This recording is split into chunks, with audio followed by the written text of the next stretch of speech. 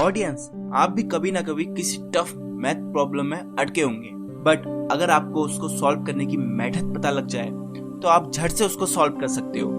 वैसे ही अगर आप कॉन्शियसनेस को समझ सकते हो तो आपको भी अपनी सभी दिमागी प्रॉब्लम्स जैसे टेंशन, एंजाइटी, डिप्रेशन, ओवरथिंकिंग से छुटकारा पाने का तरीका मिल जाएगा। ऑडियंस, अगर आपने कॉन्शियसनेस वर्ड पहली बार सुना है तो आपको बता दूं कि हिंदू धर्म में कॉन्शियसनेस को ही आत्मा कहा है, जो सभी जीवित प्राणियों में निवास करती है और इस पंच तत्व से बने शरीर को जीवन प्रदान करती है। बट साइकोलॉजी में कॉन्शियसनेस को लेकर कई थ्योरीज तो है, बट कोई भी इसको पूरी तरह से समझा नहीं पाया है और हम आज इन्हीं में से कुछ इंपॉर्टेंट थ्योरीज की चर्चा करेंगे।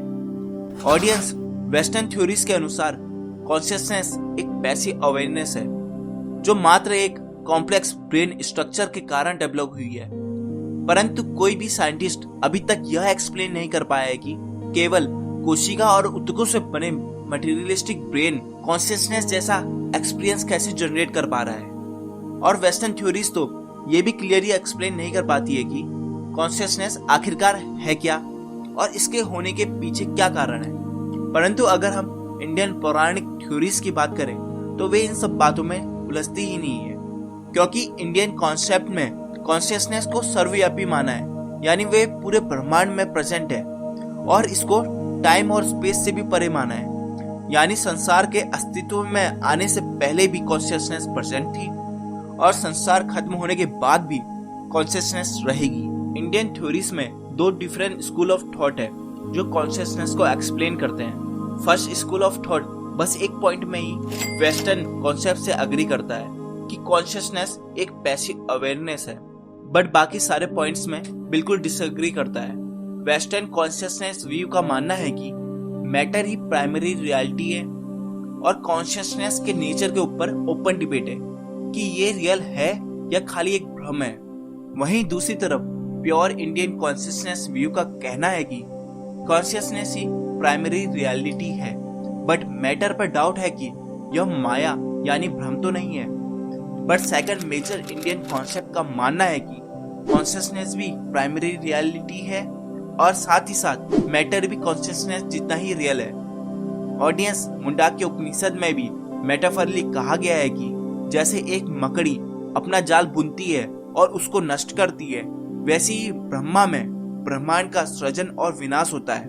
अगर हम मेटाफर को डिकोड करने की कोशिश करें तो हम कह सकते हैं कि मुंडाक्य उपनिषद में ब्रह्मा को ही सेल्फ ऑफ यूनिवर्स या कॉन्शियसनेस ऑफ यूनिवर्स कहा गया है, जिसमें यूनिवर्स क्रिएट या डिस्ट्रॉय होता है। और इतना ही नहीं, इसमें कॉन्शियसनेस को सिर्फ पैसिव अवेयरनेस ही नहीं बल्कि एक डायनेमिक फोर्स माना है। दोस्तों, अब हम तीनों स्कूल ऑफ थॉट्स की फ्यूचर पॉसिबिलिटीज को देखेंगे।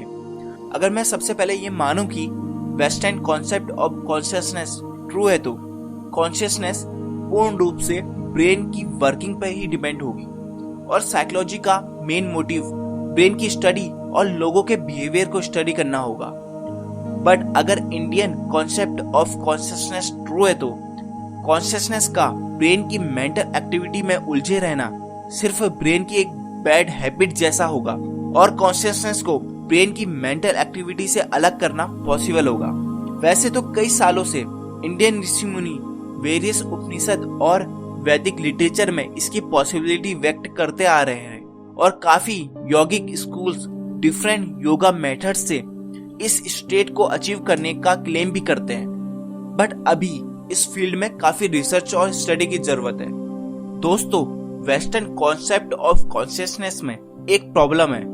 ये व्यू मटेरियलिस्टिक व्यू पॉइंट को सपोर्ट करता है, जिसके अनुसार लाइफ की शुरुआत बाय चांस हो गई है और लाइफ के इमरजेंसी होने के पीछे कोई उद्देश्य नहीं है, जिससे इस संसार में मोस्ट रीजनेबल चीज यही होगी कि अपनी नीड्स और डिजायर को पूरा कैसे करें, जिसे बुद्धिज्म में सारे दुखों का मूल कारण समझा गया है।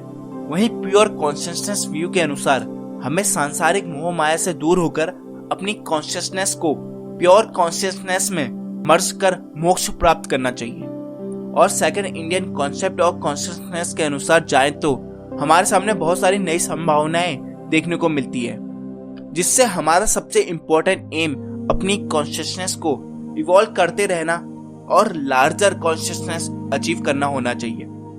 तो ऑडियंस, अगर आपको थोड़ा बहुत कॉन्शियसनेस के बारे में नॉलेज मिली हो तो वीडियो को प्लीज लाइक करें और चैनल सब्सक्राइब करें। मिलते हैं अगली नई इंटरेस्टिंग वीडियो में। Be brave, be happy.